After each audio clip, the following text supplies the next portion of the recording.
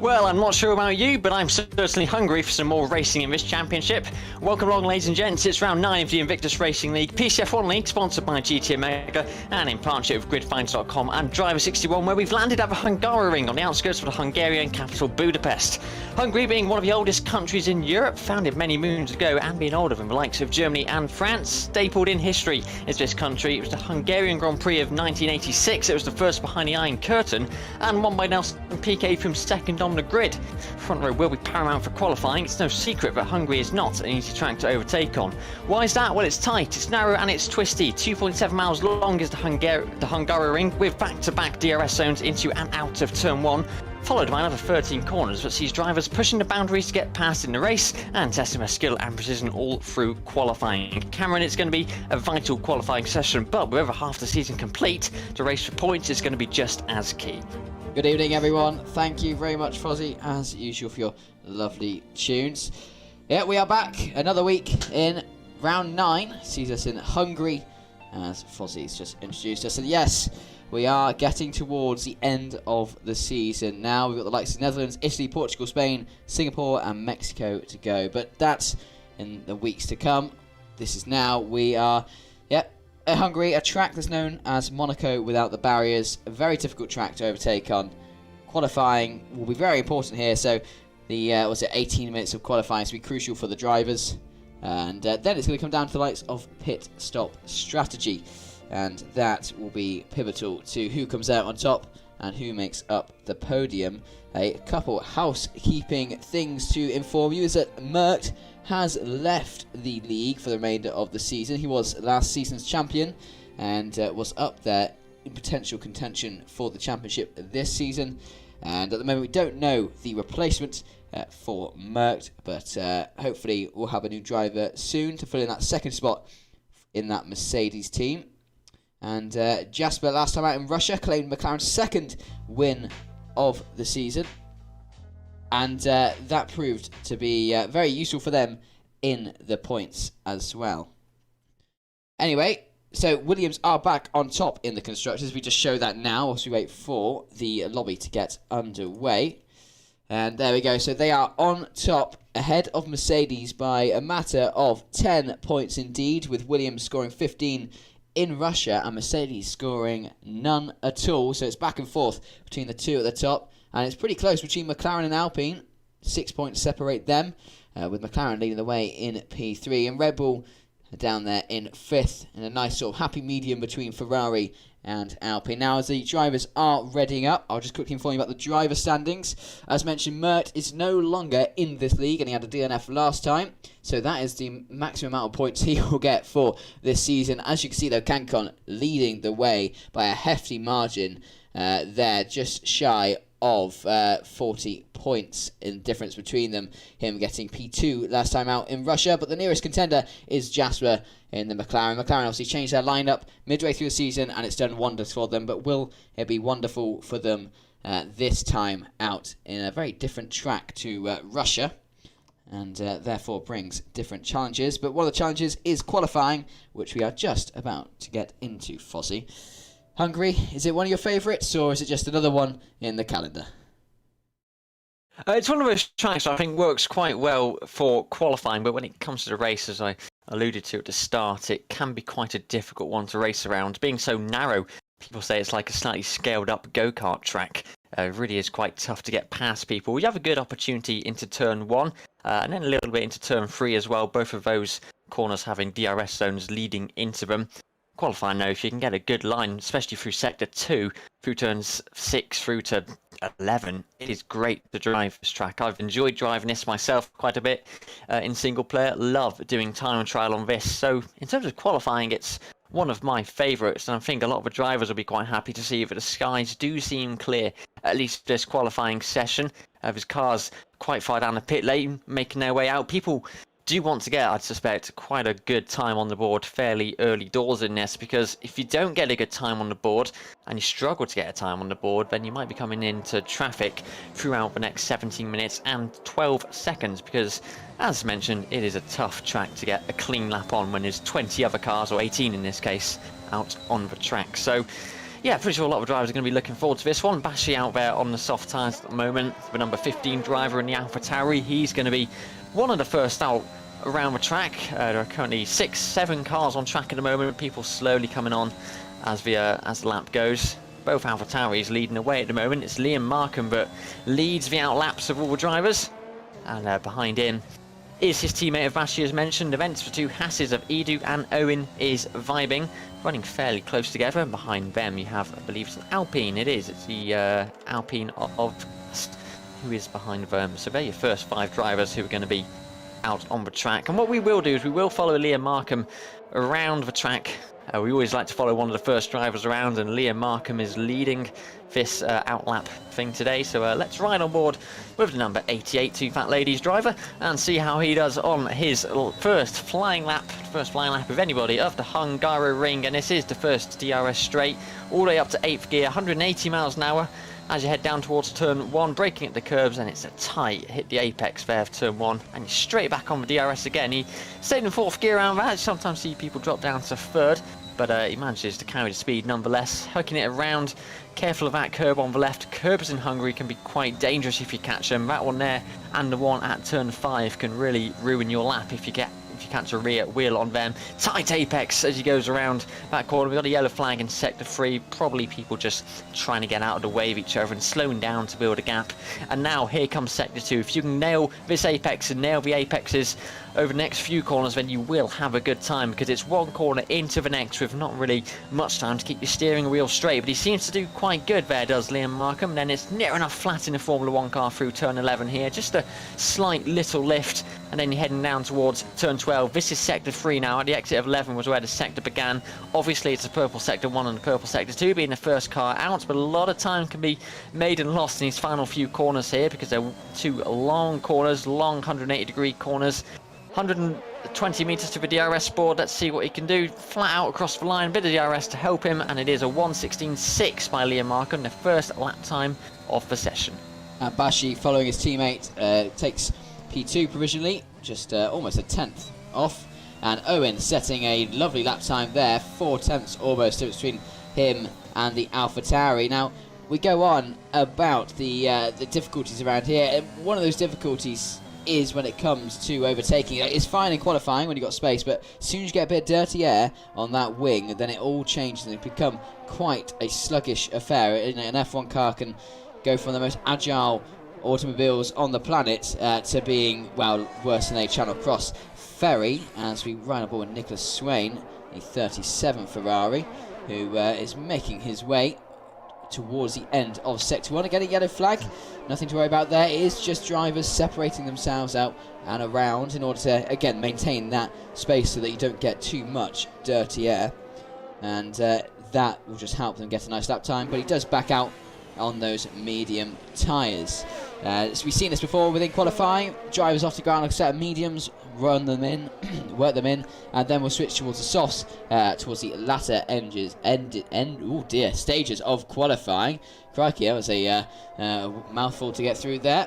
But yeah, Ferrari, again, they're in that battle in the Constructors for around about 4th place, you'd imagine, potentially even at the heights of P3 where McLaren currently stand. We know Ferrari and McLaren are going at it heavily in real life at the moment, and we might see the same, but he comes into the pits having aborted that run, saving the most amount of time. Now, with a track like this where overtaking is difficult, you can expect turn 1, lap 1, to be quite a hectic affair. We saw in real life where there was a bit of a bowling alley style reenactment in the Hungarian Grand Prix. I would expect a similar amount of chaos here, especially if we do have wet conditions. We're not too sure whether we do at the moment, but you never know, and drivers need to make those moves and get those positions early on, especially if they have had a particularly poor qualifying. Then they're going to be hungry for making those moves. LTB is enjoying himself around Hungary, setting a 1:14.9, 4/10 from Undertaker. Again, that McLaren lineup we mention quite often, really showcasing the driver's skills and where that car and the team are operating at. As a lot of drivers are in the pits. It's about half and half. Mark is going slowly, letting his teammate by there. And he will then follow through, trying not to hold people up. That's the game around here. It's a bit like Monaco in the fact that it can be quite difficult to not get in the way of other drivers, and you need to also want to set your own lap time as well, and it's just trying to get out of the way. Turn 1, the exit turn 1 is also quite difficult, especially on the power, as we saw earlier. Liam Markham in 4th gear, quite high for that corner, getting that rear end stability that's so crucial in order to getting on the power so you don't cause too much wheel spin. And again, that's crucial around the final corner as well, where you want to be careful, very careful with your apex, as Edu absolutely hammering that Haas around just turn 4 there, manages to keep it going and really carries some momentum through turn 5. Nice on the chicane, lovely use of track limits there, right on the limit. Here, the section that Dirty Air is ever so crucial to avoid in the race, but it's very difficult to do so when you've got 19 other cars. Use the run out on the left as he does so into the brakes area, setting a purple sector 2 on the brakes of the 50 marker board, carrying the speed through in 4th gear again. That rear end stability being of high importance. On the soft tyre, the preferred tyre for qualifying. Bit of a squiggle on the power, final corner. You want to be careful where you take your apex. Get on the power nice and early, run out to the left, and it's just a straight fight to the line, over the line, as P4, 4 tenths, just half a second almost, off RSD. Quite field spread at the moment. P1 to P7 being covered in just about a second, and then it divvies on from there. Fozzy, any standouts so far in qualifying for you?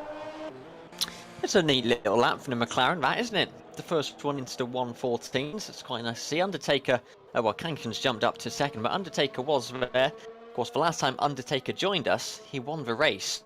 Well, that race wasn't broadcast, but he did win in Canada. He wasn't here for Russia. So let's see if he can take his winning times over to Hungary as well, bring his wins to Europe, see what he can do. He's in the pits at the moment, though. But yeah, it's quite a nice lap from the McLaren, isn't it? We've got 4 drivers who've yet to set a time. One of those is the other of Jasper, who's currently second in the standings on 46 points. He's going out onto an outlap now on the soft tyres, and no doubt he'll be making his way up the timing tower. DeLange and the other Williams, he remains in the pit lane at the moment, yet to set a time. Diago and the Ferrari is out on an outlap at the moment, as is Acosta. Well, Acosta's on a flying lap on the medium tyres, and I didn't know if that was an Alpine that span around there or just went really slowly through sector 2. Probably the latter. Just going slowly, yeah. Yeah, going slowly, as we see quite often. Sector 2 is quite a difficult one as well to get out of the way, because it's so left, right. There isn't really any straight for a driver to pull onto the side of. But yeah, I'm just riding on board at the moment with Acosta, who is on those medium tyres. He has just invalidated the lap though, so and he's gone round, has Acosta. Just a little bit too much there through sector 3. I think he took some curb. Well, I was going to say managed to stay out the wall, but he ended up reversing into the wall there. That lap wasn't going to count though, as he'd exceeded track limits a bit. But it's a shame. He was going obviously for a bit of a strategy maybe with medium tyres there, and trying to just make the most of a clean track. He had a clean track. Half the grid was in the pits. It was a shame, but he's lost that chance. So he's going to have to come into the pits, do another outlap, and well, we're nearly halfway through qualifying now, so could be quite interesting. Cameron? Talk about having a bit of clean track. The 2 Red Bulls have the opposite at the moment. They've got an Alpine ahead who's on a flying lap, and then they're both giving each other the suffering of the dirty air through their laps. Both on outlaps, but the spacing was ever so close there. And now watch them slow down. They've got Aston Martin behind, I believe, of Astarius, who's coming down at a rate of knots towards them. They're going to have to get out of the way, or either start their flying laps in time. Coming around turn 13 now, there's Meyer off to the right, taking an extended way out of the path of the Aston Martin, and luckily doesn't cause too many issues for Mastaris, who will now come to cross the line on the medium set of tyres. What's it going to be? P9, so just within the top 10 there. Earlier on, Nicholas Swain did a lovely lap, boosted himself up to P5 from outside of the provisional points on the grid, so he is leading the way for Ferrari. Daigoro yet to set a lap time. As I said, same for Acosta earlier, the Colombian driver suffering with track limits and then a spin. Also Jasper and Delange 93 also yet to set a lap time. And there is yellow flags in set 2 with a Haas. And is that AlphaTauri going slowly somewhere? Yes, Bashi. Bashi's facing the wrong way. The 15 car does have wing damage. Not too sure what's happened there. He's got that all sorts of wrong. And now there's a Haas. He just needs to stay out of the way, Fozzy. Talking about AlphaTauri's a bit of just been speaking to the guys down in the garage, and both AlphaTauri laps were on softs with no ERS. They were just rubbering in the track for two. Oh, look at this the traffic, drivers though. did earlier. It's insane, isn't it? We said we might see things like this, but look at that, a McLaren 1 and 2 at the moment. That's good for the Woking outfit, isn't it? Indeed, yeah, McLaren loving that one up, and quite a nice separation between them and the other drivers. There's Jasper going ever so slowly on the run into turn 2 in order to let the Alfa Romeo car get ahead of him. He's got another one behind him as well, so he's going to have to potentially get out of the way of that one. But as he pulls off to the side again, whoa, there's the Alfa Romeo. Blink and you'll miss it. Acosta having to take the wrong way through the line that he'd want to, but he's also on an outlap, so it's just Jasper positioning himself here. And then RSD 3/10 back, quite a bit of a gap around such a track. And there, look at the map there, yellow flags galore in sector 2, or they're just clearing themselves up, and nice bit of spacing between the two. And but RSD is on fresh set of softs as we are a fair way through this qualifying session. Edu is in a nice lap here, but he's got a McLaren ahead of him. The Papaya sticking out there. He gets out of the way of the runoff. Oh, very close towards the track limits there. Manages to carry speed through. Takes a purple sector 2 for his efforts as well. Now just needs to round the final couple corners to take a very nice qualifying position provisionally. I suspect he seems to have a good run using the 4th gear, not dipping to 3rd or 2nd. Don't want to use too much torque, just want to have a nice carry momentum through turn 14. Used a bit of the curb on the left, not enough to unsettle the car. Jumps up to P4, just shy of, just over 3.5 off the provisional pole time set by Jasper. But Kangakan a little bit down the way, you'd say, P7.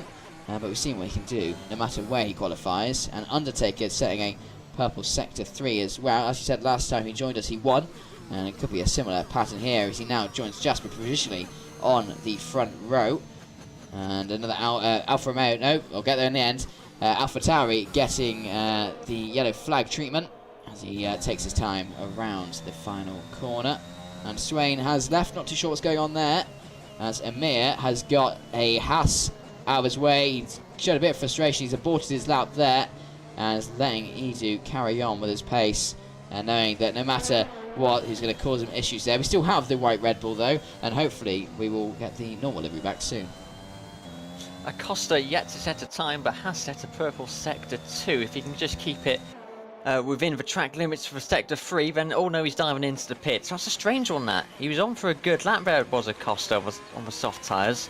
He's cutting it short because he's not going to have much time left yet to put a time on the board. A bit of team radio, Nicholas Swain, apparently his game's just crashed. Unfortunate for the Ferrari driver. The other Ferrari driver, Daigoro, finally makes his way out of the pit lane.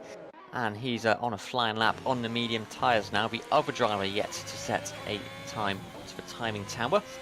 It looks like he's got an AlphaTauri just possibly on the right hand side. Oh, that's an AlphaTauri fully span around, it looked like then for me. Liam Markham having a bit of an issue through sector 2. But yeah, Daigoro, he's got to get a lap time on the board because he's only got 4 minutes remaining. And if he doesn't get this one, it's going to be quite tight. But it's looking all good at the moment. He's not ruined his lap in any form at the moment. And again, though, I think he's coming into the pit lane, and he is. It makes sense though. 3 minutes. If he completed that lap, he would have had to get around again, then box to get his final lap in. Would have been calling it tight. I reckon he's going to switch onto the soft tyres, and it's going to be a final couple minutes shootout for the Ferrari driver to see whether he can get a lap time in. I'm sure there's some worries, a bit of finger tapping and foot tapping on the Ferrari pit wall. I'm sure the Scuderia will have it all sorted as part of their master plan. Owen currently out on track, only a few cars out at the moment. I count 3 plus Marcos on an outlap, setting purple sectors as we see on a nice fresh set of those soft tyres. Again, just a little bit more, a little quicker on the throttle than I've seen from other drivers through there. Utilising the Ferrari engine in the back of that Haas. Again, using the runoff on the left just enough in order to increase his braking speed when it comes into turn 12. Under the liquid moly signs. Careful those grey curves on the inside. Get a tyre in there and you are going around. There's not much you can do about it. Around the final corner, turn 14. Late apex. Run off to the left. Cross the line. That's what's up to P8. Not going to top his teammates so far. And I believe that may be his last run unless he can get around in time and get in. But yeah, now we've got the drivers all heading out. The chaos begins. Kangaskhan out, Cass out, Edu's out. And then we've got Nicholas, Amir, Delange, 93, Mystarius, and Clarkson all beginning their outlaps. Fozzy. Undertaker's best lap was on soft tyres, but were 2 laps old. What do you think that tells you about the track and the tyre deg on this, Cameron? Well, we'll find out, won't we, when he uses his new fresh sauce as he's bolted on for the rest of them. But look at the traffic. The closing speeds are insane. Liam Markham going through, and not even much room. Well, I'd want a bit more in that case. But nevertheless, everyone safely through. Haven't seen anyone hit anyone else yet, which is a good sign, generally. And yes, I believe the McLaren is the final car to leave the pits. RSD leaves it with 1 minute and 30. Should get around in plenty of time. And in fact, I believe everyone should, notwithstanding any spins, etc., should be able to get a final lap in here. Interestingly, Marcus has stuck with the mediums in the fresh set. Same for Markham and Bashi, also staying on the yellow wall tyres. And so they're looking for that tyre to begin the Grand Prix on. And see if they have the pace in order to carry that speed into the Grand Prix. Edu carrying on then. As we come up to the chicane, want to ride the curb as much as possible. Be careful there, it's kind of a 2-stage curb. You don't want to get on the top stage, but just the flatter end in order to avoid any instability in the car. As we head through turn 11. Whoa, and he does invalidate his lap time there. Oh no! Acosta on just about to start his flying lap. He had to put a time on the board, and he just put a little bit too much power on and span coming out of the final corner. That's going to ruin his fastest lap attempt now. And I don't think he's going to have enough time. Well, he's not going to have enough time to put time on the board. So Acosta not going to set a time in this qualifying session.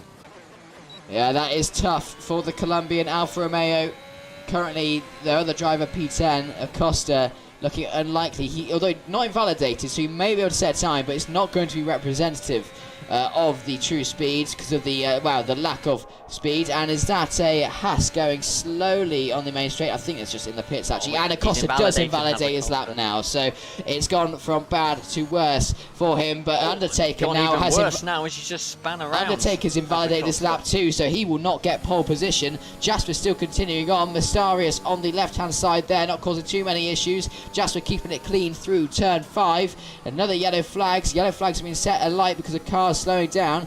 But it looks at the moment that Jasper may have pole position here as Undertaker has invalidated unless Kangaskhan can set a lap time, but he's going slowly as well. So P3 I think is the best he's going to get. The current championship leader leading by almost 40 points. RSD coming through sector 2 now towards the latter stages of it. It's going to counter traffic. There it is. Acosta on the right. He's had troubles and RSD has caused no troubles for himself there. Just for getting out of the way. Can RSD get any closer to the front row, or is he going to hopefully finish 4th for himself? Or any lower? There is a lockup of the brakes there that will reduce his speed. Come around the final corner now. 14 corners said and done. It'll just be a straight finish to the line. What's it going to be on the power? Use any ERS you can. And he jumps up to P2 to join Jasper on the front row. And a 10th separates the two Papaya cars. That's close. That's going to be fun for a turn 1 race start, Fozzy, isn't it? That will be very interesting heading down towards turn 1. It'll be very good if McLaren can take that through to possibly a podium as well. They lie 3rd in constructors at the moment. But yeah, Jasper and RSD, it's a McLaren 1 and 2. Your championship leader Kangaskhan down in 4th. Never ruled Kangaskhan out though. He started in 7th a couple of races ago and won from there. So it's going to be difficult. But he doesn't need the podium, does he? He's leading by a lot of points. So it'll be interesting to see whether he sticks, risks it to go for the race win, or whether he plays it safe and hold on to that P4. Although Jasper is his nearest competitor now, who currently is in P2 in the standings, winning last time out in Russia. Could be back-to-back wins for the Dutchman, piloting that McLaren car, and that will surely set him on a path, getting closer towards Kangaskhan. And we could see in the 6 remaining rounds after this one that battle becomes very close for them. There it is, qualifying said and done with, and we'll soon get the full classification as to where the cars will start on the grid. And there it is. It's a Dutch front row once again, and there are your people And P18 Acosta, the only driver to not set a time. And Liam, Marco and Bashi, that gamble on the mediums didn't work for them. They're currently 16th and 17th, so a lot of work to do there. But all the top 10 starting on the soft tyre, and almost just shy of 6/10 separates the top 10, but only, crucially, less than a tenth separates the front two, with Undertaker looking potentially in the wings for another win, or at least a podium for Alpine, which will bring them close in their fight again with McLaren. So it's all heating up here. A lot of points to gain and a lot of points to potentially lose should there be any instance throughout this race. And it is a fairly long race as well. Many laps, many different things that can happen over the race distance. If you're new to IRL, we run 50% race distance, and the simulation, or the damage, sorry, is on standard now. And the same with the safety car has been put to reduced in order to provide a bit more realistic racing, because simulation damage can often be a little bit too much, but hopefully the driving standards mean we shouldn't see too much damage throughout the grid. Fozzy, who do you reckon has the best opportunity here at Hungary, and who do you reckon's got all the work to do? Well, Kangakan's going to need to overtake a few cars if he wants to get up into the podium positions. He starts 4th, but McLaren have done a pretty good qualifying there, starting 1 and 2. Less than a tenth between them two drivers as well, so hopefully they can get away cleanly and build a bit of a gap there. Good qualifying from Astarias as well in the Aston Martin. He's up in P5, and we've got quite a lot of cars up in the top 10 actually. We've got a Ferrari there, both Hasses, both Alpines. There's a Red Bull in there. Amir just outside the top 10. He qualifies in 11th. And it looks to be a dry race as well, so hopefully we can get underway without any contact. But as we've seen in previous races, that can't necessarily be guaranteed. But it's going to be an exciting one, I'm sure. But with it being such a tough track to overtake on, people are going to be risking it and going for moves where you might not necessarily see moves on other tracks as well. So look at them two McLarens there on the front row. Isn't that good? It's a really nice sight to see. 35 laps ahead of us though here at the Hungaroring. As we said, this is the Invictus Racing League PC F1 League, sponsored by GT Mega and in partnership with gridfind.com and Drive61. You can find all the links to all the information you could possibly need in the description below. And don't forget to follow Invictus Racing League on social media and use the hashtag InvictusRL.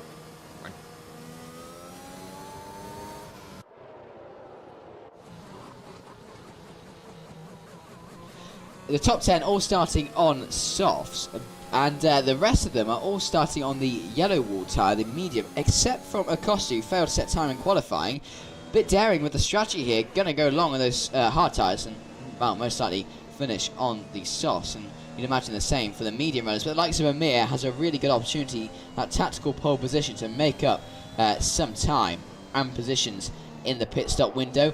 Hungary is a fun track when utilising pit stops, because those starting on softs may have to 2-stop, and those starting on mediums and hards might just have to do the 1-stop, as long as everything goes well for them, which means, you know, there could be some traffic issues like in Monaco, and you might see some of the top 10 getting caught out and losing those points, which they, well, if the race finished now, it'd be a short race, but they would get those points as Jasper heads towards the final couple corners. McLaren, they've got to just bring it home, haven't they? 35 laps is a long time, and I'm sure Undertaker and Kangakan, and wow, with 16 other cars behind the two McLarens, they're all going to be hunting them down the entire duration of this race. The 81 car will line up on pole position. RSD just to the side of Jasper. Pole position on the left means for a sneaky move up the inside could potentially jeopardise and turn this entire race up on its head. So you see Mark and Bashi and Acosta join them on the back row of the grid as we wait for the lights to initiate this. Well, I don't know, get your seatbelts on, that's for sure, because I think this is going to be an interesting one. Here we go then, 2, 3, 4, 5 red lights And we are underway in Hungary. It's a wheel spin start for the two McLarens. Jasper struggling to get traction. RSE already alongside and ahead of Jasper into the braking zone. Jasper having to defend from the Alpine on the outside. It's 3 wide into turn 1. Kangaskhan on the inside. The Red Bull of Meyer looking to make a cheeky move up through, and he goes down. Amir is around, but RSE leads from Jasper, and the two McLarens switching positions already, and Kangaskhan already into the podium positions. Mysterious claims P4. And the two Red Bulls have had a disaster, and it's only lap 1 of this 35 lap race. The Haas is both up to P5 and 6. 5/10 separate the two McLarens. I think Jasper was hoping for a bit more traction on the start. RSC had a dream start, was able to make that move even before the braking zone, and Kangaskhan was able to gain P3 from potentially the Red Bulls tripping over other cars. Fozzy. Disaster for Red Bull and Alpine. Cash dropped 9 positions as he got caught up with a bit of contact at turn 1. We saw Amir span around and drop 7 positions. His teammate Myers fighting his way back through the field, but it's already 7 positions down. That's 1 less than Undertaker, the other Alpine, who's dropped 7 positions. So it's a chaos for those two teams in the opening laps. But yeah, Jasper losing out to RSD at the start of the race there. We've seen a side-by-side action from both the Hasses through turn 3 as well. They came very close to contact, but great start from Owen up into P5.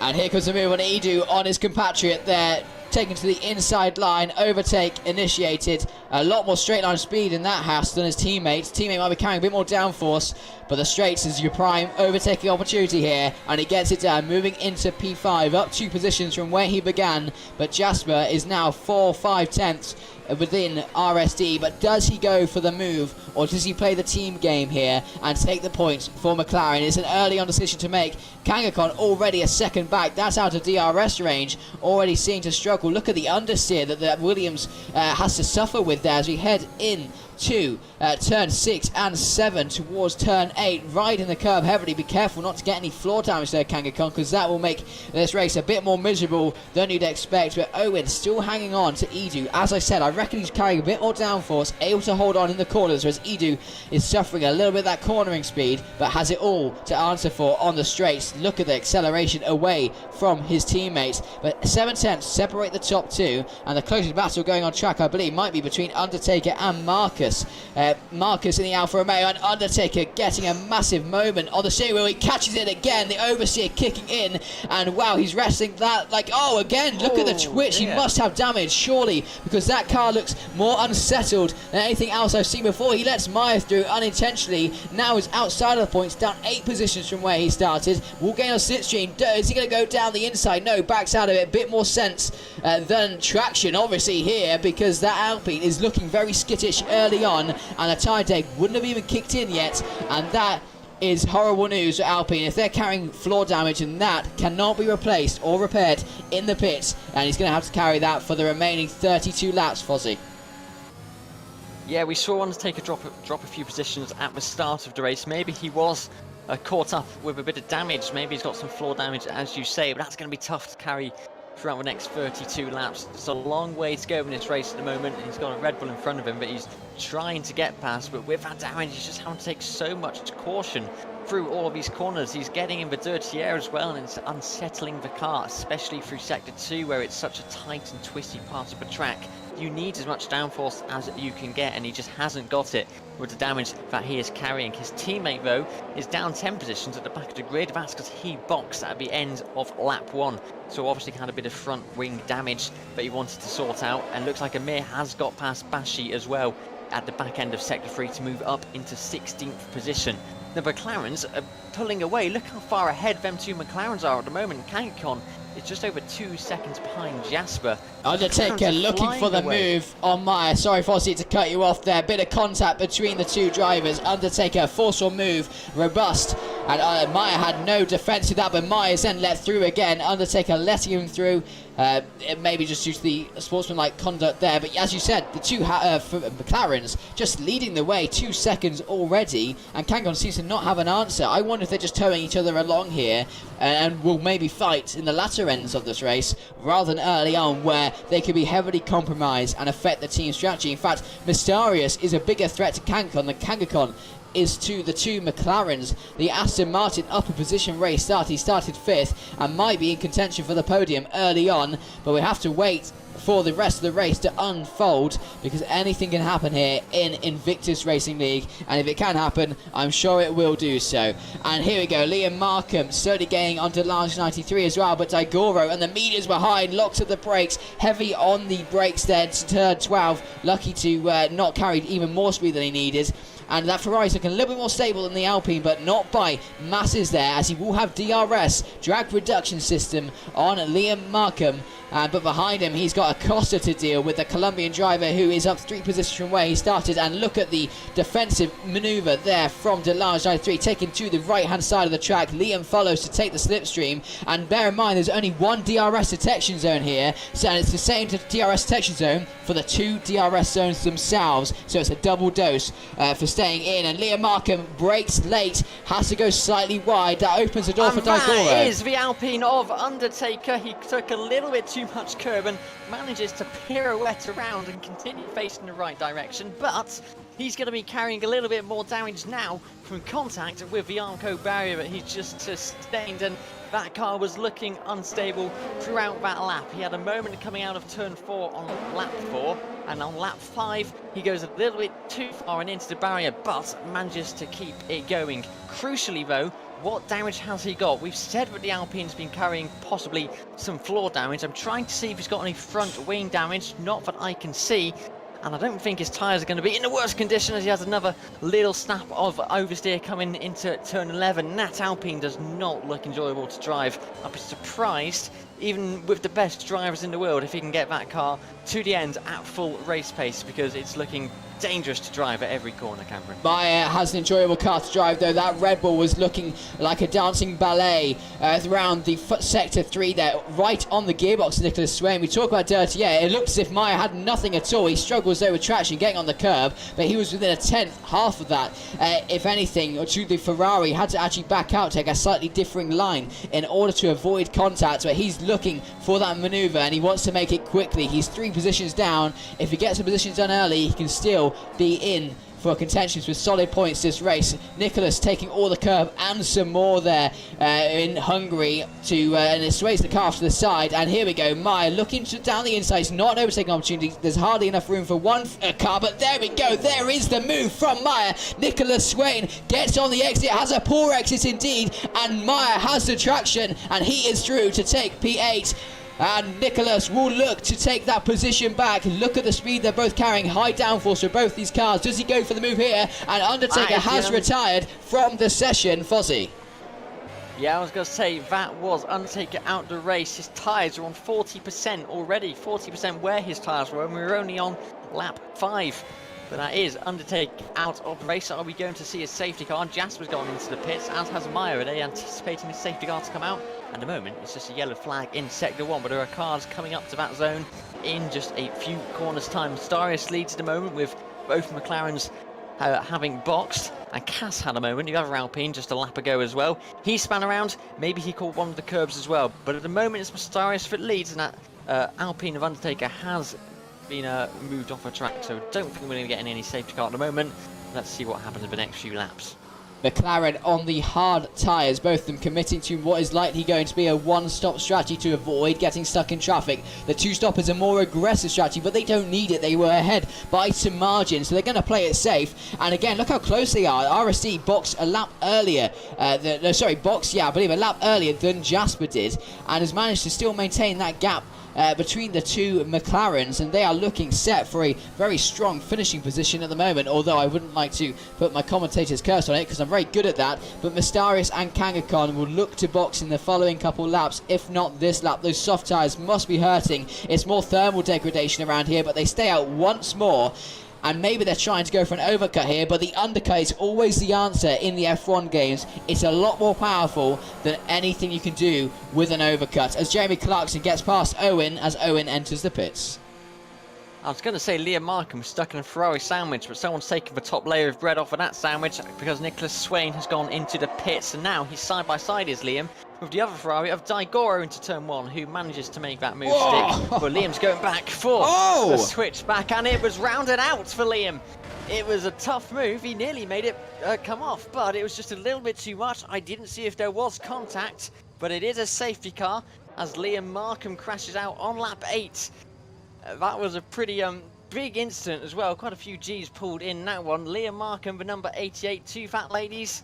Too fat, I don't know, he's out of the race. That's a 4th DNF for Liam. He had 3 in a row, Britain, Austria and Belgium. Scored 4 points in Canada, scored a singular point in Russia, but will score nothing in Hungary. As it was all on power there. It looked like he got a bit happy that he made the move on Daigoro, put down that pedal, and the car shouted back at him, and around he goes. No answer, was simply a passenger as he headed to the barrier, wheels off, wings off, driver out of the car. But a safety car it is, so those drivers that have stayed out, Kangakonn, Edu, Masarius, will box now and will gain the advantage of the safety car. Same with the medium runners, Clarkson, Marcus Daigoro, Delange, Costa and Amir will all gain the safety car advantage that you do get. It's a free pit stop effectively for the drivers, and this is what I mean. Hungary can cause chaos because of the nature of the track, and it comes down to safety cars, pit stops and a little bit of driver interference and skill as they go onto the hard tyres. Again, drivers committing to a 1 stop, although those start on the hards, which was only a Costa, is on a we haven't seen what he's going on to. He's taken track position. He has not boxed this lap. Neither has Daigoro nor Delange nor Amir, but those who have boxed will surely reap the rewards, as RSD is currently P5 and Mastaris has actually jumped that McLaren 1-2 and is currently P6 on the road, and we imagine when they box that'll be P1, 2 and 3 for those in that order. So the Aston Martin now currently P2, so it's spicing up in Hungary, and when that safety car comes in, the cars and the performance will be unleashed, and Mastaris could go for a daring move on RSD, who him and Jasper have led this race at different times. RSD leading most of it though, as you see how slow the safety car is around this track, Fozzy. Do you reckon those drivers that haven't boxed should have? Do you reckon they made a mistake? Or do you reckon track position is king? Track position, it might help you in the short term here, but we'll have to see how it plays out. They might regret not having boxed. It is the top 4 who haven't come into the pits, as you alluded to. And yeah, that's really good of Mastaris, jumping Jasper in the McLaren there. He finds himself in the McLaren sandwich now. The net top 3 being LTB, Mastaris and Jasper. And we should get about 2 or 3 laps of safety car here, this being the first full lap at the moment. We'll have to see how things play out. But yeah, let's have a look at the end of this lap then, if any of the top 4 are going to come into the pits. So if they are going to stick out on the tyres they've got. It looks like Daigoro's staying out, as is Delange, as is Acosta, and as is Amir. Should just be waiting for Maya and Cass to catch up. Maya's only a couple of seconds behind. Cass is a couple of kilometres behind, so we might be waiting a little bit for him to catch up. Yes, we've got one red car leading, and behind him is Daigoro. Yeah, the 66 Scuderia Ferrari leading the way. Those tyres have done 9 laps, so they will feel a bit of wear, but the safety car will help extend his pit stop window, and might even look to go on the soft tyres for a very rapid end to this Grand Prix. And a lot of action has taken place, but it's only lap 10, ladies and gentlemen, not even a third of the way through. So plenty more to come over the following remaining laps of this race. And as you see, all the cars are bunched up except from Cass, still 35 seconds or so off. I'd imagine, now this does happen sometimes in this game, that the safety car will go in and Cass may just be left for, dust in the back, as Delange is looking to go around the outside under safety car. But I'm sure it's just to warm tyres up, or maybe to put a bit of intimidation on Daigoro. Daigoro, he's had a pretty good season so far, currently P6 in the standings, has had 2 back-to-back podiums actually, 2nd in Canada and 3rd in Russia, and currently is sitting 2nd on the road track position, but as you know, they are yet to box, and maybe he's waiting for another safety car later on. You know, just because you have one doesn't mean we might not have another, because it is IRL PC F1 and drivers are at the limit, and sometimes frustrations occur and those limits can be overreached and end up in a barrier with your wheels going 90 mile per hour in the other direction. RSD haven't had a DNF in Canada, but scored 5 points in Russia, which is considerably less than his teammates. And in fact, McLaren gained the most amount of points in Russia out of any team, gaining 21 points overall, which is a big haul for themselves, especially when the likes of Mercedes scored 0 and Williams scored 15. But the safety car out for another lap, so another lap of filling content here, Fozzy. So, the top 4 not boxing. Do you reckon they will stand a chance? Maybe there will be another safety car? Or do you think that Mysterious and RSD and Jasper are going to get them pretty early on due to that tyre degradation? Well, they're all going to have to box at some point, aren't they? They've all started on that compound and stayed on that compound since the start of the race. So, Hungary's one of those tracks that, yes, there's likely to be another safety car. We've seen people on the edge throughout the first 10 laps, and the barrier is never too far. Just one little moment and you're straight to the scene of the accident, really. So, yeah, they're going to have to box, but whether they try and hold it out for a safety car or just go a little bit sooner, it's up to them, really. I think everybody's got their own little strategy in their head. You have to predict the predicted pit stop strategy shown on screen at the start of the race, but we see a lot of people not going with that strategy and just seeing how things pan out. But yeah, this probably will be the last lap of safety car for this safety car period, so we will expect Daigoro to start backing up and the Mercedes AMG to head back into the pit lane in just a few corners time. Everybody's going to be trying to get the heat into their tyres now. Cameron, when it's coming up to a safety car restart and you're leading, as Daigoro is, what's going through your head? Well, I hope I don't spin when I put the power down on the final corners, probably what's going through my head. And also keeping those tyre temps in range, and that's critical now, as we do have confirmation that Bert Mailander has done his duty for the day and shall be returning for a cup of tea and some digestives before most likely coming out again in a couple of laps' time. Safety cars breed safety cars is an idiom we're all very familiar with, especially in real life F1. But as Daigoro, he's already gone, immediately jumping the gun very early, has caught Delange napping. 9/10 is already the gap, and the Scuderia Ferrari is sprinting away from the rest of the pack as Delange is left out of DRS range. Within a couple hundred metres, Acosta on the hard tyre looking towards the outside. The Williams has him in the braking zone. Will there be a switchback? He goes for it, has a crank of oversteer. No DRS, remember, suffering retraction, and there's contact with him and the Red Bull of Amir. Amir side by side around the tight left-hander. Delange is like a moving chicane for them. The Red Bull has so much more pace than Acosta and Delange, and he slots in that pack. Currently P3 on the road, and he's at 8 positions from where he started, and Delange is his next target. What looked like a move from Acosta to take P2 ended up in himself dropping down to P4. So that is the risk reward you take, and Amir now is right on the back wing of the Williams. Safina staring down the Honda Red Bull wing, but it's Daigoro who leads by 2.5 seconds with that early safety car restart, catching everyone off guard, including myself, Fozzy. It's been a mental start to this safety car, or the green flag period of this race. And look at Delange weaving towards the braking zone, trying to get a bit of tyre temperature, I believe, Fozzy. Now, what's going on down the rest of the pack?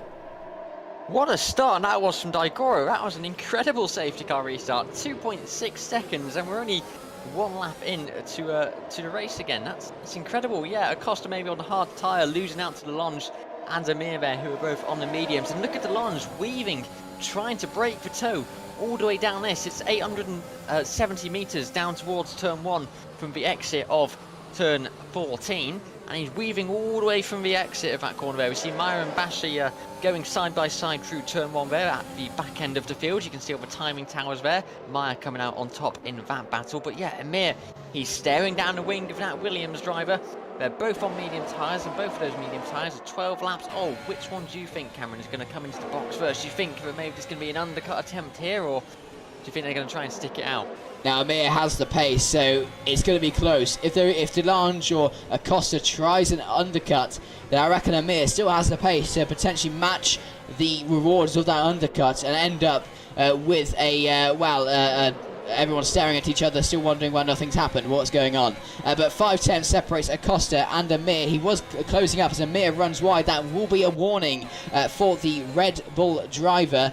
And we haven't had any penalties yet, but it is early on. But DeLange now suffering 3.5 seconds. Daigoro has gone and is going with a charging lead for the rest of this Grand Prix. He will have to box. Will he be able to make up that amount of time? As DRS is enabled, it makes things a bit more interesting now. Amir using overtake to close up. No DRS for him just yet. DeLange, I'd imagine, also using overtake, not gaining much in the slipstream on the straight. DeLange getting a nice exit. Amir too. Acosta dropping 7/10 back in a matter of a couple corners. He's got to worry about the McLaren behind him, but they've already boxed. They don't want to fight. If they fight, that's going to cost them nothing but time, and that could be potentially the thing that ruins their race. As we see again, Amir going off track once again. I'd imagine another warning. If that's all he's had, then he's on his second strike. Would he get a third? That's another off track, but I'm not too sure whether that counts. We don't get that information, but look at him closing up in the braking zones to the William driver of DeLange. DeLange is doing a magnificent job so far of holding him off, but will he be able to hold him off for any more? He scored 3 points last time and DNF'd in Canada. Will he be able to score heavy points this time? There is a yellow flag, and I believe that is another Alpine. Is that Cass? I'm not too sure about that one, but yes, he is off, and there might have been a spin there in Sector 2. And now he did box earlier. That might be another visit to the pit. He'll be getting very acquainted with his pit stop mechanics today. That is for certain. But look at this, 3/10 between Amir and DeLange. Meanwhile, 4.345 seconds between the leader of this race and the next runner-up. Here comes DRS. Look at the train all weaving like a snake. And DRS with overtake. And Amir takes to the inside line on the brakes. Already has the job done. Does DeLange have an answer? No, he doesn't. Manages to keep the other cars at bay. Acosta also looking for a nice run on DeLange here. He looks to the inside. This is a move. Forceful indeed. Robust defence, but not enough. And it is the Colombian driver through to P3 and manages to keep all four wheels on the road as DeLange now suffers even more and goes back to P5. The man who was once running P2 has dropped 3 positions in a matter of half a sector. And now Jasper, the race leader, or sorry, P2 was before the safety car, now has a 3-second time penalty, so it's all to play for, and we don't even know if or when the other cars are going to box. We know they must, Fozzy, but when is the question we pose. We'll have to wait and see, but look what's going on at the back of the field. Cass and Owen both having a bit of a spin, found themselves going side by side into turn 1, and they've been battling, all through sector 1 and halfway through sector 2. It looks like that through the weavy parts of sector 2, Cass has just managed to pull away. That's the second time we've seen that Alpine go round, so it's not looked great for the Alpine drivers. We saw Undertaker DNF from this race a few laps ago before the safety car, and Cass doesn't look like he's been having much more of a stable race either. I don't think any of them have been into the pitch yet, but yeah, Owen had a bit of a moment coming out of turn 14. Owen was crashing, as we sometimes say. Looks like there's battles going on in the midfield though. What's Jasper and Kangakan doing? Well, Kangakan's going straight past Jasper. I think Jasper maybe. Go on, Cameron. Yeah, it's a battle here between the Williams of DeLange. Jeremy Clark's involved. Jasper going backwards down to P9, suffering on the DRS straight. Edu and Meyer going side by side. Who will win out of this battle? Medium versus hard. The inside versus the outside. They both keep it going. They almost make contact front right to rear left, but that hasn't happened. And look at this jumble of cars, mixture of different pace levels, and they're all fighting out for position in a track which is difficult to overtake. Edu takes to the runoff there, and Meyer takes P10 back into the points in that Red Bull, and now Jasper is his next target. Jasper, who was once in a very privy position of being P2 in this race, has a penalty and is now down to P9, and if the top 4 box, that will be P5, but that's not where he wanted to be, and he's got the likes of the other cars to try and fight as well. Now that DRS is ever so potent, as RSD will find out, and especially Acosta and Amir, who will not have DRS here, and he's got Acosta 7/10 behind, but crucially behind that RSD is Amir 4/10 behind. So we'll see who makes it out of this braking zone ahead,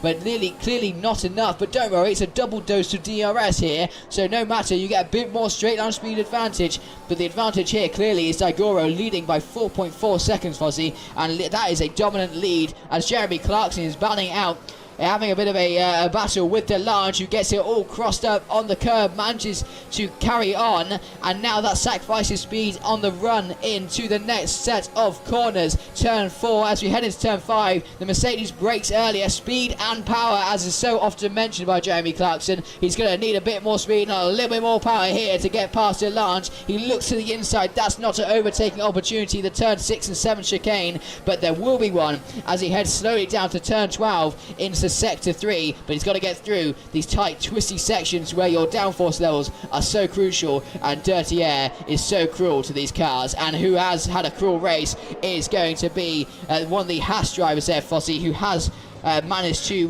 drop it. It is Owen. Owen is spinning and is back on track once again, but look at that, he's got less downforce than a golf caddy as he struggles with no rear wing to try and get his way around the sector. That will be another box for him there, as there's all sorts of chaos going throughout the grid in a track where they say the race can be boring. Well, to that I say you're a little bit wrong today. Yeah, Owen is crashing for the second time this race. That's a shame, isn't it? But Jeremy Clarkson is looking really racy up in the midfield there. He's been... Sorry, that might have been a little bit harsh. I didn't mean it to be too harsh against Owen. But yeah, it's both Hasses down at the bottom there. So DeLange and Jeremy Clarkson. It looks like Jeremy Clarkson has managed to pull away from DeLange just a little bit as Owen goes into the pits. But yeah, Jeremy Clarkson's been... He's been very feisty these past few laps, hasn't he? Up 5 positions from where he initially... Sorry, up 7 positions from where he initially started. And, yeah, I can't wait to see what else he's got in there as Jeremy Clarkson, because these past few laps, he's had the pace, hasn't he, Cameron? He's really had some pace, and since the start of the race, he's been looking really, really strong. So, yeah, it's going to be quite interesting to see how things go now. It all seems to have settled down a little bit after that safety car restart. Clean driving as well from most people. Jasper's got a penalty, but normally at this stage in the race we see about half the grid having a penalty, so you're all keeping it on the black stuff, which is the best way of doing things.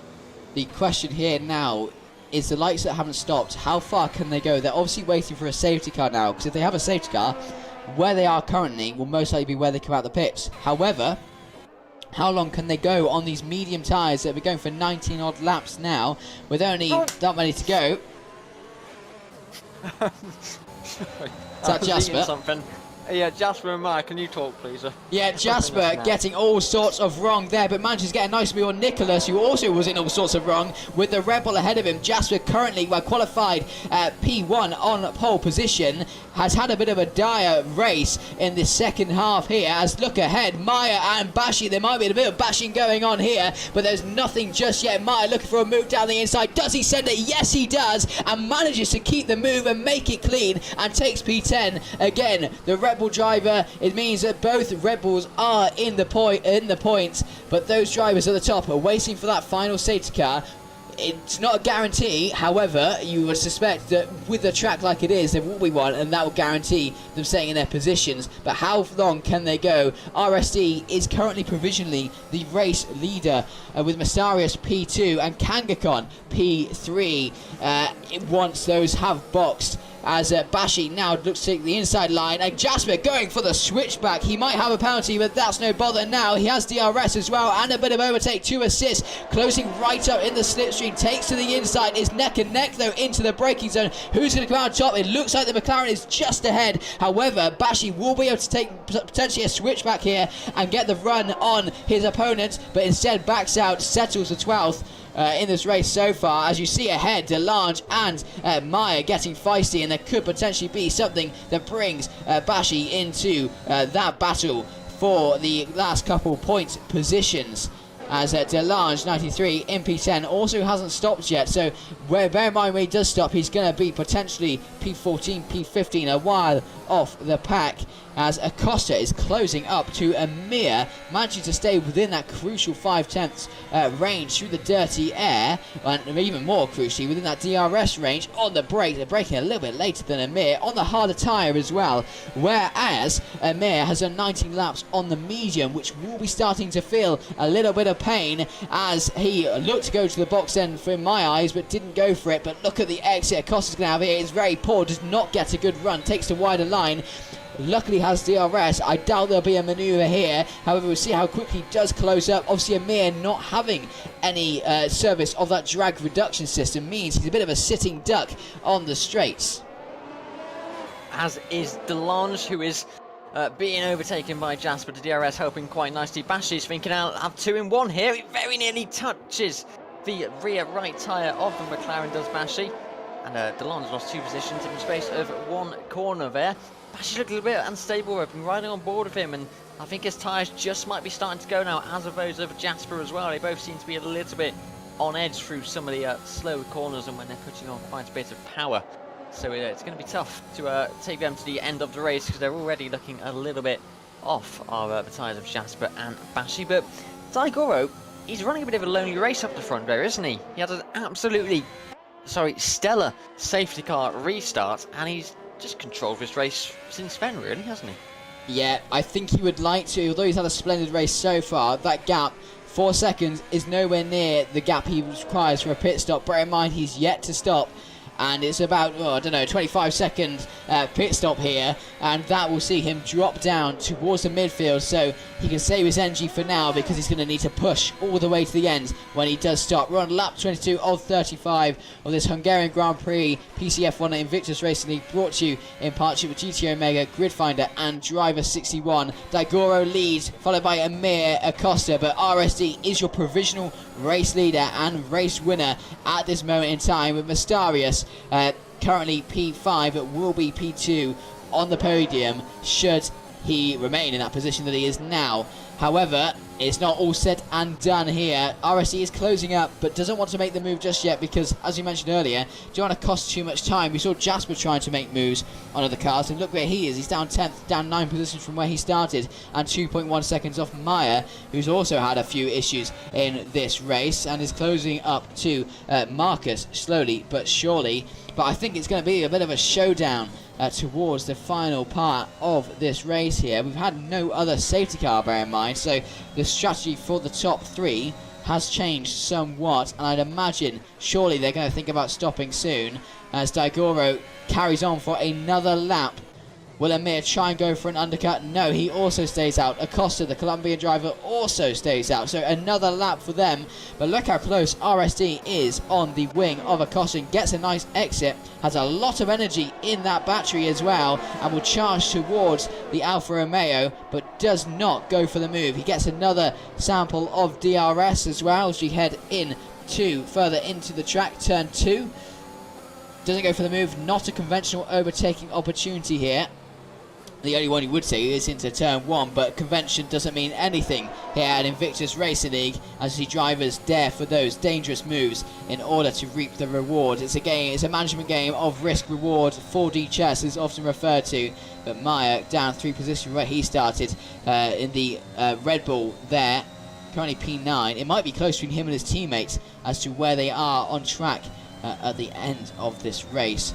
Jasper and Nicholas, the only drivers with penalties, and they will be wanting to extend the gap behind them, of course, in order to ensure that they finish where they are currently on track. But Bashi is going to be causing a bit of a nuisance in that regard for the McLaren, who started on the front row and is currently on the fringe of the points and will not take any points at the moment because of that penalty. But Jeremy Clarkson closing up to Mastarius. He's also stopped on that hard tyre. It's a long stint on the hard tyre here, which is it's a durable tyre, but doesn't always offer the best amount of grip, and 5/10 separates them, Fozzy. And yeah, so an interesting race, just about 11 laps to go, and who will be the race winner and the victor around Hungary here today? Well, when the top 3 do come in for their stop, it's going to be RSD in the McLaren but leads. Acosta's looking quite close to Amir in front of him.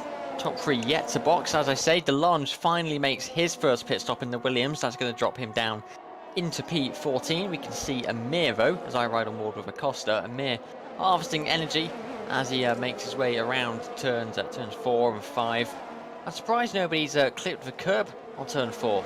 That's normally a place that we sometimes see drivers clipping the curb and losing traction and finding themselves in the barrier. So people have lost it around there, but not due to the curb as far as I'm aware. So Very good driving. Oh, and Acosta very As nearly you has say. a moment there.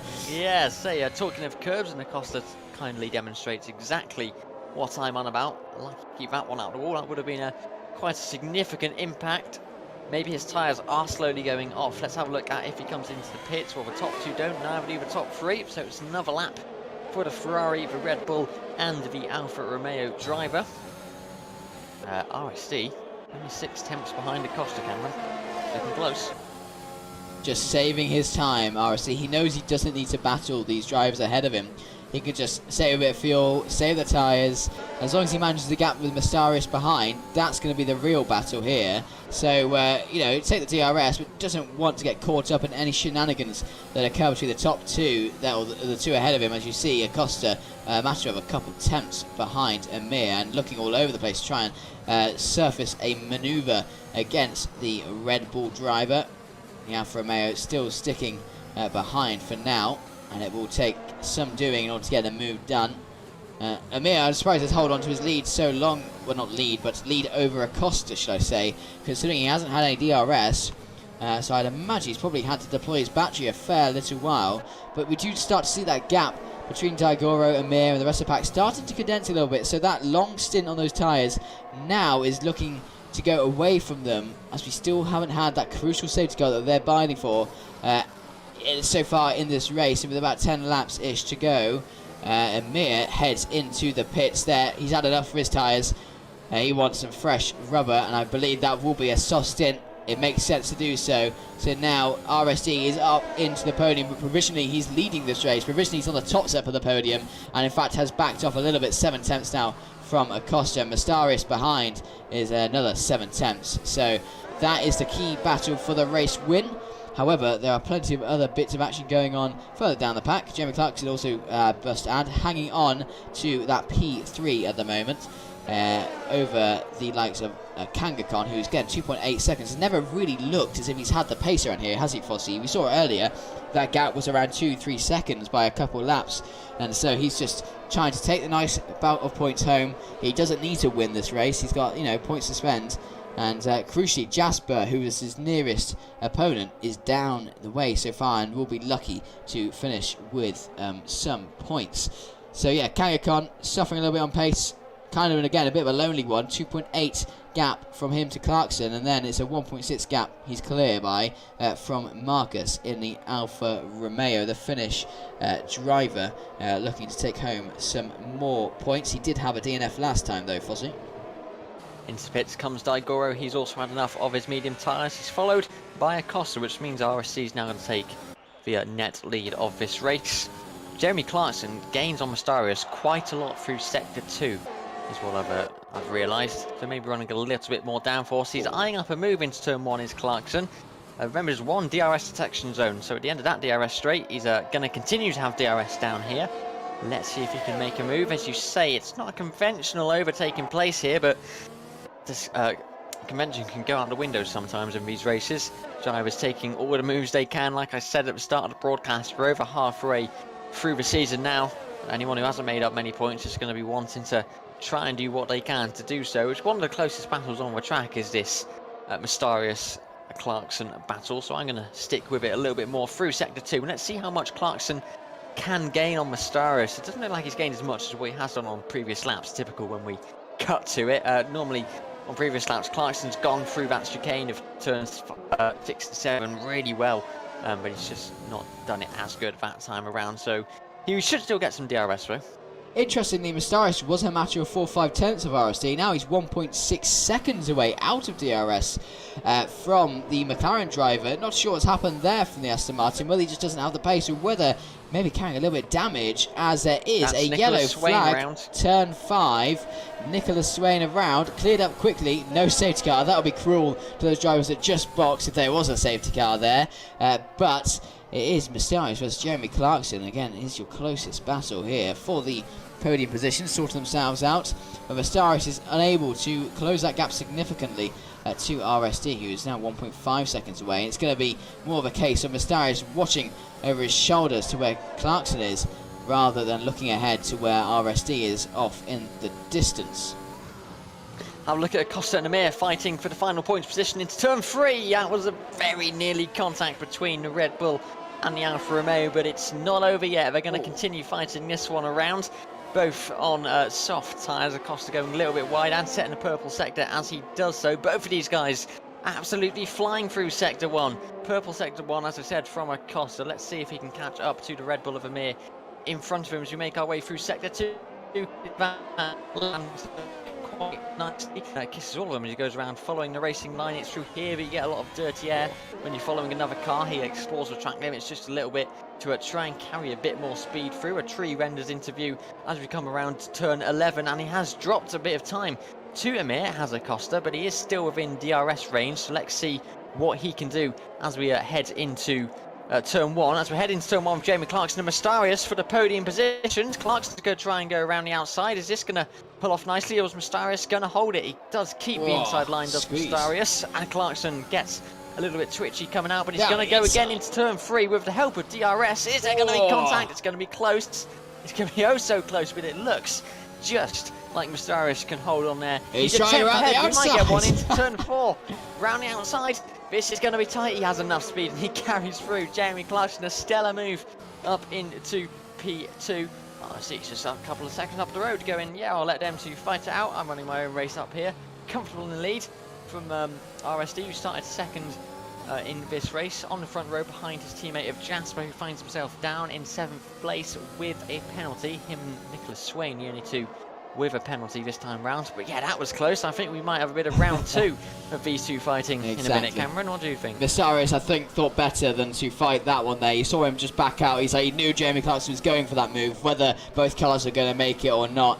And that vindication where he thought better of and decided that I prefer driving with a front wing and some wheels rather than flying across into the barrier. But here we go, DRS now for Mastarius as we see him, Jeremy Clarkson's weave all the way to the right alongside the pit wall, and it's not going to be enough to close up into turn 1. But again, will it be enough when we head towards turn 2 to go for a daring move? Lap 30, got a couple laps to sort out this dispute here as Igoro is closing up to Jasper, but Mastarius not able to close up close enough as Acosta has retired in the pits, I believe. There has caused the yellow flag, not sure why, but nevertheless he is retired from this race. The Have a look at Igoro and Jasper. This is going to be tight. P7 and 8 McLaren versus Ferrari. We know this is tight in the real world, and it was very close to contact through sector 1 there as well. Igoro trying to get past our pole sitter from this race. Husky Chocolate is all he can read. He wants to be ahead of that car, but he's just not able to do it through sector 2. We know it's tough to overtake here. And yeah, that does look like Acosta, as you said, retiring in the pit lane. And at the end of the pit lane seems to be where his car has parked up. But Igoro is in a great position to try and make a move. If he can carry a bit of speed down through turn 11, he might be able to make a dive into turn 12. But I don't think he's going to be able to do that. He's going to play it safe and wait until the dive into turn 1 with the help of DRS. And if he can't do it there, brave enough, he'll try into turn 3, but let's stick with Igoro and Jasper as Igoro gets a little bit too greedy with the accelerator there and nearly finds himself in the Armco. But he's got a good drive out of turn 14 and he should get DRS as well. This should be an easy pass for him down into turn 1 and up into 7th position, and it looks like it is, unless Jasper can come back with a switchback. Let's see what Jasper can do. Remember, Igoro's going to have DRS still because of that initial detection point on the entrance of turn 14. Igoro takes that one quite comfortably. Jasper obviously having the penalties there, doesn't want to fight it too much. At least it was a clean overtake rather than the two going wheel to wheel for some amount of time. Looking wheel to wheel ahead, that's Maya and Kangakon looking a little bit for a sparring match there as Igoro is just outside of the ring and looking to close up. Look at that, he was 1.5 off, now 7 tenths within DRS range immediately. Igoro showing some serious pace on those new soft tyres. We saw the pace he had on old tyres earlier, especially on the Seds car restart, and look how quickly he's closed up to these two, the championship leader at the moment and Maya, both battling it very close. Maya might have to go for a move here, just a bit of car between him and Kangakon, looks towards the inside, backs out, and it's going to be a fight in turn 1, and Kangakon could see himself losing not only 1 position here, but 2 indeed, as Igoro's got more grip than I think he even realised there, closing in massively on the brakes. Had to watch himself there as see Meyer, the understeer, kicking in from the dirty air. Doesn't seem to affect the Ferrari. The Ferrari now has all his prancing horses galloping at the trot as he now claims the RS. Gains on Meyer, looks towards the outside. Meyer looking also towards the outside, backs out. Kangaskhan and Meyer wheel to wheel. Kangaskhan on the inside. They're both sacrificed on potential top speed, but no positions made or gained. But Meyer looking towards the inside. He ride a ball with Daigoro, and there's contact. Daigoro is out. He makes contact with Kangaskhan, and he is also around, and there goes down the drain Daigoro's hopes of claiming more points in this race. We saw the level of grip we had. We know there can be calamity and chaos here, and we saw he just got a little bit too zealous and unfortunately overstepped the mark on the brakes and on the power and sent himself around. Luckily for him, and he goes around again. Wow, that was speed, wasn't it? Crikey. I hope he's okay. But Kangaskhan did get tapped there, but managed to not have a full spin and save himself, but does suffer obviously a loss of time. And now Bashi behind him is looking to give him a fight. I don't think the championship leader wanted to risk losing that many points today, but unfortunately for Daigoro, his sudden run of pace and performance this race comes to a very sharp end.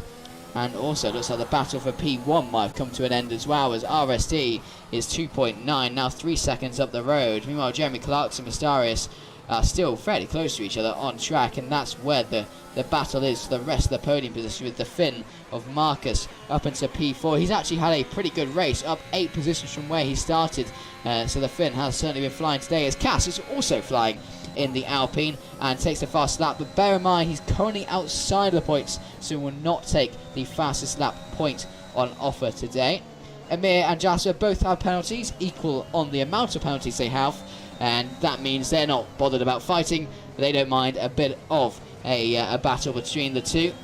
Although crucially, Kangaskhan is 3.3 seconds behind Amir, and that gap might just close to within reach of Amir via penalties. But that is unfortunate for Kangaskhan to be caught up in that. Very much a passenger, I feel, in that instance. Daigoro did, unfortunately make a mistake with the two cars going side by side. Too much speed, and unfortunately he's now retired. And if you are joining us, we have had 4 retirements: Daigoro, Liam Markham, Undertaker and Acosta. We have 14 drivers left in the Grand Prix, and RSC leaves by 2.9 seconds from Clarkson. Amir's looking to try and make that move on Jasper. He's close to as close as he can get without making contact. So let's see how Amir can do. He's nearly trying to get around, but he's just not got the speed. He's trying to help to get DRS to help him. But yeah, Amir just not able to make that move on Jasper, and he's running out of laps. We've only got one more lap after this to go. Same goes for Mastarius and Jeremy Clarkson as well, who, well, Mastarius has been hunting down Jeremy Clarkson for the past few laps. So let's see if he's able to...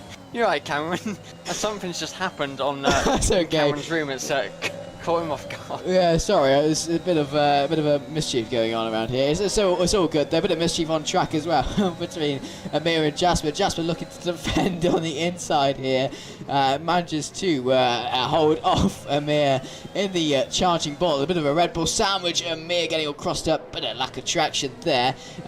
Manages to maintain P5, and. Yeah, Kangaskhan's dropped off. I think he must have damage or something, because he's 4.4 seconds now off Amir. And Jasper looks to make a move.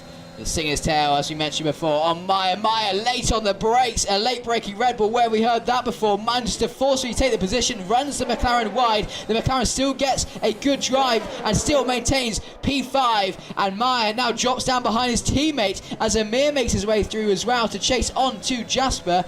Meyer letting him through, and look how close Amir and Jasper are. You can't separate the two from the on-ball position here, and both taking a very reasonable line through that corner. And there might be a bit of action here in the latter stages, as it is the last lap though. And LTB RSC, he didn't qualify on pole, but he started on the front row. and he managed to take the lead very much in the run into turn 1, and has pretty much led the way. Apart from obviously pit stops. RSD makes his way around the final corner to take another win for McLaren in this electrifying Season 13 of PC F1. He won in Britain and now he wins in Hungary. A dominating drive from the McLaren. Never really looked to be in threat from any other drivers. Mustaris takes P3, Jeremy Clarkson taking P2, and the Flying Finn up to P4, Jasper Upholster down to P6, all the way from the front row to the back. He's actually crashed, and in fact there is a lot of damage there, but I believe they've all finished, so they should be fine. That's one way to end the race, isn't it? You know, self-preservation is low, as Cass has also decided that turning left is quicker than going forwards. And Delage 93, as we wait, what's he going to do? Is he going to do a party trick as well, or is he just going to finish across the line in a sensible manner? And he does do so in a way. And Nicholas Swain, the Ferrari driver, has a penalty. Yeah. And just goes straight into that McLaren. Oh there. dear. Oh, there we go. On the main straight in Hungary. Well, I said we were hungry for some action, and boy did we get some. RSD, like you say, leads from the front row. That was quite an exciting race. I think we had a bit of everything in that one, didn't we, Cameron? But congratulations to RSD. As you said, he controlled that race. If you take out all the pit stops, he almost have a net lead for the vast majority of it. And the in-game driver of the day is Jeremy Clarkson. So congratulations to him. Don't forget, you can let us know who your driver of the day is. Let us know on social media, or you can find all of our social media links down in the description. And you can also get in touch with the hashtag InvictusRL. There you go, McLaren, Aston Martin and Mercedes on the podium. We're back again to continue it all next week. That was quite the race. Indeed. Thank you very much, Fozzy, for joining me in the commentary booth once again. We're on our way, we're on the charge all the way up till Christmas, so there's plenty of times you can join us in as we head to the Netherlands next time. But here is your classification. Jerry Clarkson started 14th of the grid, takes B2, but it's RSD who wins this race. Started on the front row, finishes first. And here are your people, your DNFs of the race were Acosta, Markham and Undertaker. And Igoro as well, but he is classified because he technically had +4 laps on there. But that was Hungary and the Hungarian Grand Prix. We leave Hungary, as I say, to hop across to the Netherlands for round 10 of this 15-round season. We've had action throughout, and there's plenty more to come in the following couple rounds, all the way up into Mexico, where we'll have by then another champion here in Invictus Racing League. But join us next time. Take it easy, stay safe, and goodbye.